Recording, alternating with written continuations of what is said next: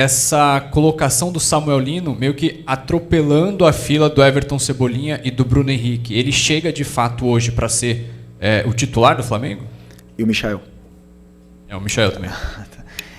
Não, então, para mim não existe ninguém com a camisa de titular, não existe ninguém com a vaga no time sem demonstrar no campo e sem trabalho, né? Mas a gente sabe da qualidade do Samuel, da hierarquia que ele tem, do diferencial que ele é quando ele pega a bola, e é justamente o jogador que precisávamos para essa posição, um jogador desequilibrante e determinante na área do adversário. Então, depois eu sempre falo, o campo fala e vai jogar o melhor.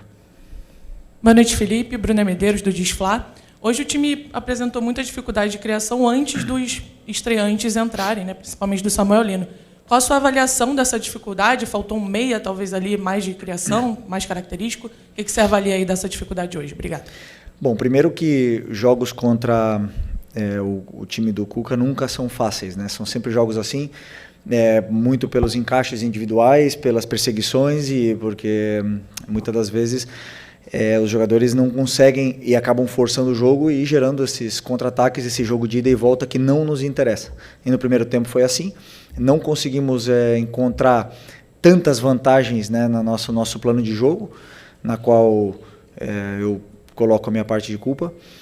Mas mesmo assim criamos chance de gol no primeiro tempo. Tivemos um lançamento aí do Léo para o Pedro, que ele quase domina. Tivemos chute do Plata, algumas entradas na área com o Luiz Araújo, chute do Everton Araújo também na trave. Tivemos algumas possibilidades de gol, talvez eu me atrevo a dizer até mais que no jogo anterior, por mais que o jogo tenha sido pior, né? Porque para mim hoje o jogo foi muito ruim, não, mas foi pior do que normal na fase defensiva nossa, né? Então isso sim que nós temos que corrigir e melhorar para o jogo de volta. Como eu falei, tá tudo em aberto, mas no segundo tempo já melhoramos bastante, conseguimos criar essas chances, desmontar um pouco mais essa defesa deles para poder chegar na área do adversário.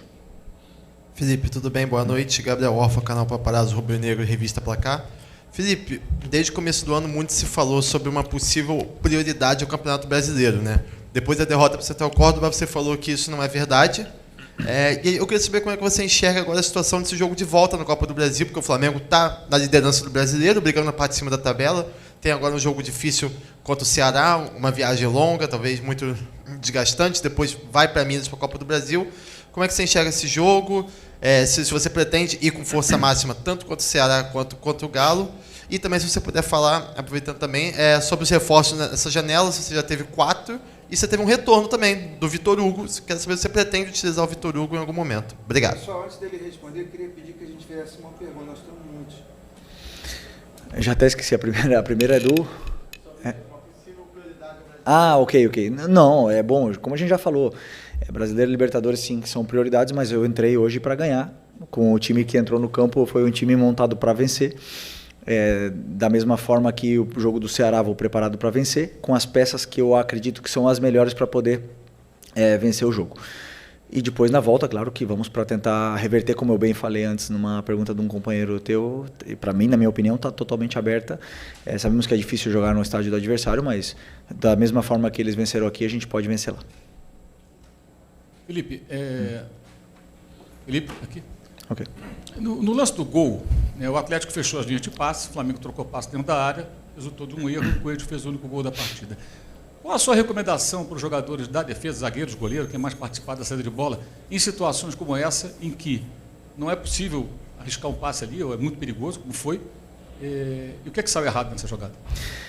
Bom, eu não vi ela toda ainda, mas eu sei como é que o Atlético pressionava e sei como é que eram as soluções, né? Então, essa nossa saída de bola, ela nos deu tanto sucesso até agora, a gente saiu jogando de várias formas diferentes, contra várias pressões diferentes, e hoje aconteceu o primeiro erro, talvez, de saída de bola que tenha acontecido o gol, na qual eu peço para os meus jogadores fazer isso, eu peço para eles saírem jogando e eu sei do risco que existe, e algum dia iria acontecer, foi hoje, infelizmente. Então, a única coisa que eu quero é que eles não parem de tentar de sair jogando, porque eu acredito que no futebol dessa forma, essa é a minha ideia, e eles assumiram e entenderam bem o que eu quero e o que eu espero, né?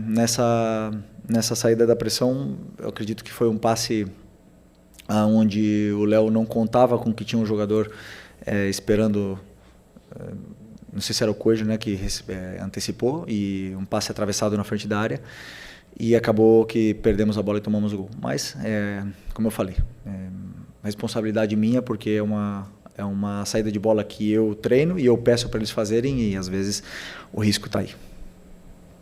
Felipe aqui, Thiago Lima do GE, boa noite. Felipe, eu queria te perguntar em relação ao Luiz Araújo, que a gente viu hoje um jogador que não foi bem na minha avaliação, e ele estava na esquerda, você encaixou o Matheus Gonçalves na direita, né, para ele poder jogar ali, e você puxou o Luiz para a esquerda. A gente já viu você fazer isso outras vezes. Mas eu queria te ver, saber como é que você enxerga o Luiz Araújo na esquerda. Você acha que ele consegue render ali o que ele rende na direita? Obrigado. Não, acredito que o melhor lugar dele seja, né, na direita, né? Mas hoje eu queria deixar o Matheus Gonçalves ali pelo drible que ele tem. Ele é um jogador de 1 contra 1, com esses encaixes, essas marcações individual, ele é capaz de tirar o jogador de cima, e sempre pensando em que o Luiz Araújo é letal e um finalizador nato para quando a bola chegasse dentro da área para ele pudesse fazer os gols, do mesmo jeito que ele jogou outros jogos e fez gols e deu assistências do lado esquerdo, né? Sei que o jogo em si dele não é beneficiado com ele jogando na esquerda, mas a fase de finalização dele ali, eu acredito que sim. Mas como um jogador que se sacrifica pela equipe, fez com toda a naturalidade, tentou. Como você falou, não foi um bom jogo, nem dele, nem da equipe. Mas isso é normal, e com certeza eu penso nele mais no lado direito. Felipe, aqui à sua direita, Gustavo. Jogadores que acabaram sendo poupados hoje, foram poupados pelos números da fisiologia, da preparação física, ou foram em virtude de ser a Copa do Brasil? Não, foi um planejamento onde eu decido os jogadores, né? E nenhum deles, nem o Arrascaeta, nem o Jorginho, tinham sido vetados, mas eu acredito que pela sequência que eles estão tendo, também pelos dados, né? Mas pela sequência que eles estão tendo, não seria prudente colocá-los hoje e depois domingo também. Então decidi por outras opções, também que encaixavam com o plano de jogo que eu tinha pensado. No caso o Matheus Gonçalves, no caso o Luiz Araújo, pensando no que poderia ser a partida e também nas trocas. Então, no outro jogo, o Arrascaeta, que teve em campo, não foi beneficiado por esse plano, então optei por outras trocas hoje, optei por descansar ele para ele poder ter treinos aquisitivos e chegar bem no final de semana e na semana que vem. Felipe, boa noite. Pablo Rua, aqui do canal Voz do Ninho. Na semana passada elogiamos a bola parada do Flamengo, que o Flamengo tinha feito 3 gols. Dos últimos 4 gols foram 3 de bola parada. Agora, se tornou algum motivo também de preocupação, porque a bola está entrando pouco com ela no chão, de forma central também, ou isso você está vendo com normalidade? Qual é a preocupação? Desculpa, não... Se você tem alguma certa preocupação, porque a bola também não está entrando com ela jogada no chão, né? Só bola aérea praticamente. Não entrou.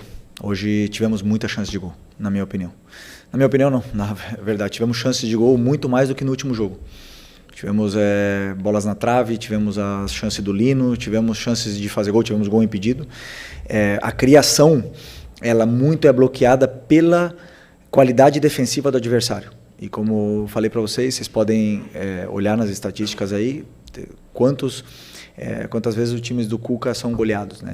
É difícil de entrar na defesa dele porque é um time que defende bem, porque o modelo de jogo passa muito por essa fase defensiva. Então são times que te geram dificuldades na criação. Vão existir outros jogos que não vão ser assim, vão ter jogos que sim. Então eu acredito que o time eles estão com as soluções, e depois, claro, vão ter dias que vão estar menos finos, como o caso de hoje. Aqui, Felipe, boa noite. Felipe, o gol do Atlético, ele sai numa jogada que eu acredito que seja uma das que você mais ensaia, pelo menos nos treinos que a gente teve acesso. A gente sempre via ali essa jogada de saída, tocando por baixo e tal, e acabou saindo o gol do Atlético hoje nessa situação. O Flamengo perdeu o jogo e vai para Minas Gerais com uma situação delicada, porque agora o Atlético tem pelo menos a vantagem do empate. Queria saber como é que foi a conversa sua com os jogadores depois do jogo, para não deixar essa peteca cair, para eles continuarem acreditando e para acreditar numa possível virada no jogo da próxima semana, já que no retrospecto, em 2022, o Flamengo perde o primeiro jogo para o Atlético, depois vira aqui no Maracanã. No ano passado, o Flamengo vence dentro da Arena do Galo e é campeão da Copa do Brasil. Queria saber se você já teve essa conversa com os jogadores e como é que foi, já visando uma possível virada na semana que vem. Obrigado. Não, depois do jogo, claro, com a cabeça quente ali, não tem conversa, mas é muito claro, faz parte do futebol a derrota, né? Não foi a primeira do ano, né? E não sei, mas provavelmente não vai ser a última. Então a derrota ela faz parte. E eu sempre gosto de mostrar para eles o porquê perdemos, o porquê jogamos mal, ou não jogamos tão bem, e porquê ganhamos e porquê jogamos bem, ou ao contrário, porque às vezes se ganha, mas não joga bem, né? Então eu gosto de ser muito realista com o que está acontecendo. Amanhã temos pouco tempo até o jogo do Ceará, mas amanhã vou simplesmente analisar, rever todo o jogo novamente e passar para eles o que aconteceu no jogo para que esses erros sejam corrigidos. Mas a derrota, o resultado negativo, ele faz parte do futebol e claro que os jogadores estão com muita dor ainda dessa derrota, eu também, o que mais, mas sei que faz parte dessa nossa profissão e levantar a cabeça o mais rápido possível para poder vencer final de semana.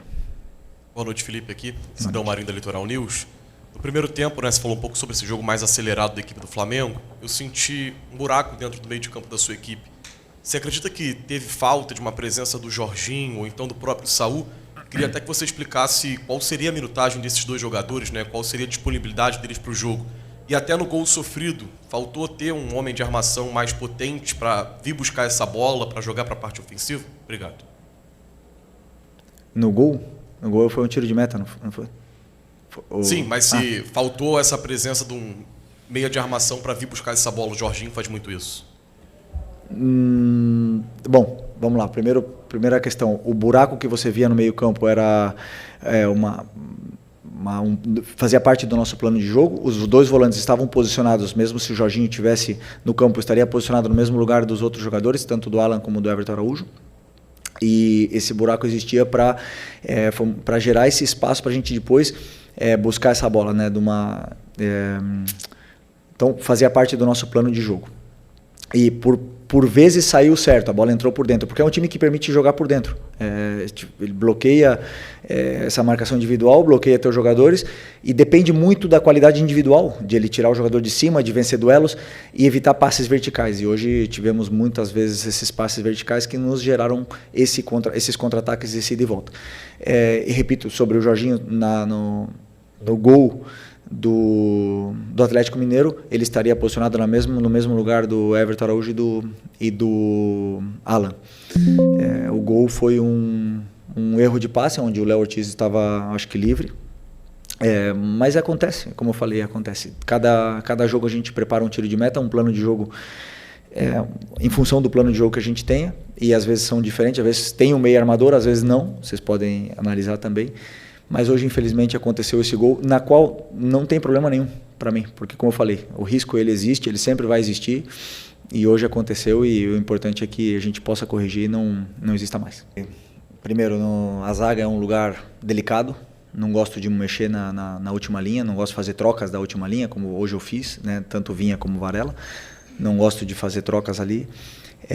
Tento mexer o menos possível e hoje, pensando nesse desgaste desses dois jogadores que você citou, existe também o adversário, né? Um adversário que nos gera muitas dificuldades, muitos problemas na nossa última linha, e achei que não seria justo com os dois meninos jogar esse jogo. Por mais que, claro, todo mundo pensa, né, que todos podem jogar porque são da base, mas eu acredito que sempre na zaga é uma situação mais delicada pela importância e a dificuldade que o jogo hoje com Hulk, Rony e Coelho iria gerar na nossa última linha. Então, por isso optei por continuar com eles, são fortes, são jovens e estão bem, mas se precisar contra o Ceará ou até mesmo na volta, eu sei que tem o João e o Cleiton. Bom, o Cebolinha está com uma Tendinite, mas isso é assunto do médico, né? Mas eu sei que ele está com uma simples moléstia aí na parte do tendão e em breve voltará, que precisamos dele também. E sobre os reforços, eles já tiveram conteúdo, já tiveram os vídeos necessários para entender como a gente joga. É da mesma forma que eles jogavam nos clubes deles, então não tem nenhuma novidade para eles, e eu vi eles treinarem. A gente recebeu também os dados físicos deles e achamos que não teria risco colocá-los nesse jogo, então com tantos desfalques que temos, eu optei por trazê-los nessa relação. E a partir daí agora somar, como eu falei, treinos, minutos e minutos de jogos, minutos de treinos, para que possam entrar nessa dinâmica da equipe o antes possível, que com certeza vão ser muito importantes para nós.